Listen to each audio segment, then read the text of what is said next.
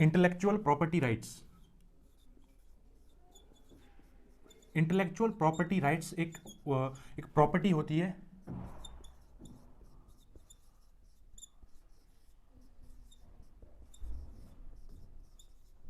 जो कि एक जो कि होल्ड एक प्रॉपर्टी होल्डर को एक राइट प्रोवाइड करती है, रॉयल्टी प्रोवाइड करती है उसको जो अपने होल्ड होते हैं अपनी उस प्रॉपर्टी पर।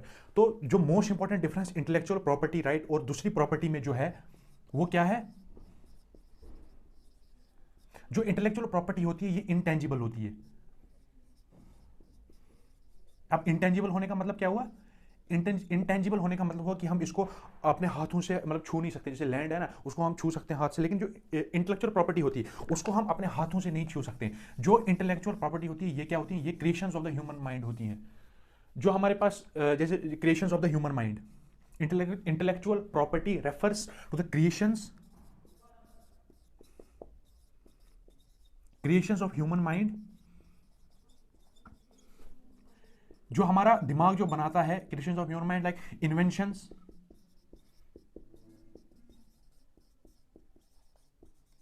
आर्टिस्टिक वर्क, कोई आर्टिस्टिक जो आर्टिस्ट है वो जो अपना वर्क क्रिएट करता है, लिटरेरी वर्क, कोई बुक लिख रहा है अपनी, ये जो ट्रेडमार्क्स हैं, ज्योग्राफिकल इंडिकेशंस हैं,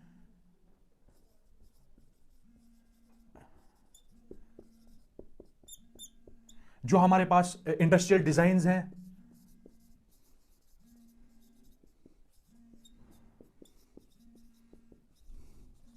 मान लीजिए जैसे आईफोन का जो जैसे डिजाइन है, अगर जैसे 3 कैमरे पर वहां पर उनको डिजाइन जो उनका इंडस्ट्रियल डिजाइन है, अगर हम किसी सैमसंग वालों ने उसको मतलब कॉपी करने की कोशिश की, वो नहीं कर सकते कॉपी। क्यों? क्योंकि वो उनकी इंटेलेक्चुअल प्रॉपर्टी है एप्पल फोन वालों की, तो वो उनको नहीं कर सकते। जैसे इंडस्ट्रियल डिजाइन आया हमारे पास, आईपीए आया, ये वेराइटीज आई, प्लांट वेराइटीज। लेकिन जो रिसेंट टाइम्स में क्या हुआ है, रिसेंट टाइम्स में जैसे जो ज्योग्राफिकल इंडिकेशंस है हमारे पास,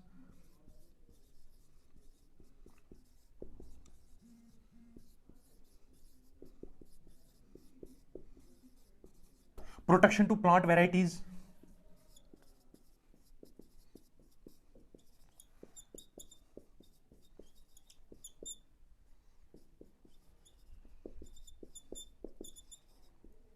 इंटरनल सर्किट्स,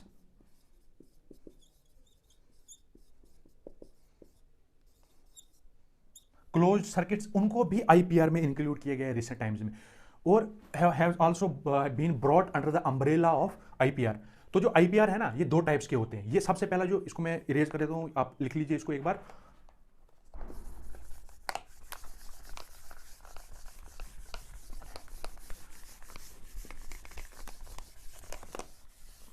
जो आईपीआर होता है ये इसकी दो टाइप्स होती हैं। सबसे पहला जो है वो इंडस्ट्रियल आईपीआर होता है, और दूसरा जो है वो आर्टिस्टिक या लिटरेरी आईपीआर होता है। सबसे पहला कौन सा मैंने बोला आपको? इंडस्ट्रियल।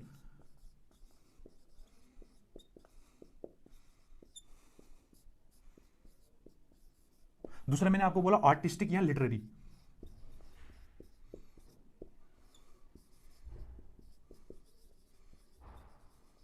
आईपीआर, जो इंडस्ट्रियल आईपीआर है इसमें कौन कौन सा आता है? इसमें हमारे पास जो इन्वेंशंस आती हैं,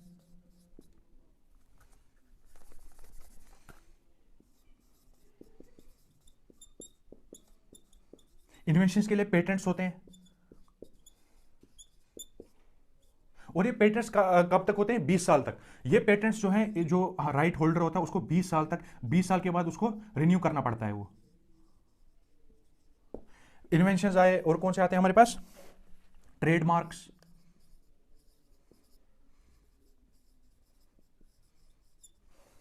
इन्वेंशंस, ट्रेडमार्क्स, ये ज्योग्राफिकल इंडिकेशंस,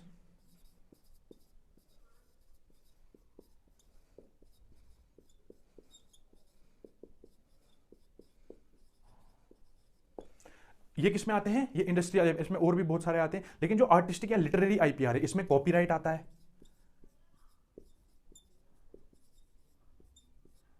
ये 70 ईयर्स तक दिया जाता है।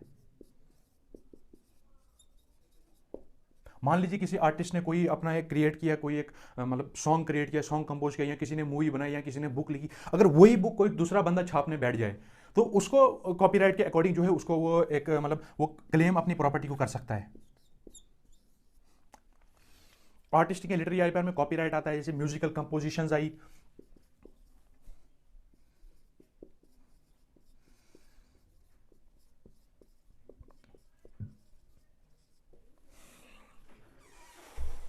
म्यूजिकल कंपोजिशंस ये भी इसके आईपीआर के अंडर आती हैं। तो और मैं आपको क्या, जो जैसे हमारे पास ये जो ये आईपीआर है, इसकी जो ये जो होता है ये इंटेंजिबल होती है, जो हमारे पास नॉर्मल प्रॉपर्टी होती है और जो आईपीआर होता है, इसमें जो मोस्ट इंपॉर्टेंट डिफरेंस क्या है, जो आईपीआर है वो इंटेंजिबल है, मतलब कि हम उसको अपने अपने हाथों से मतलब नहीं छू सकते, मतलब कि इनविजिबल होती है।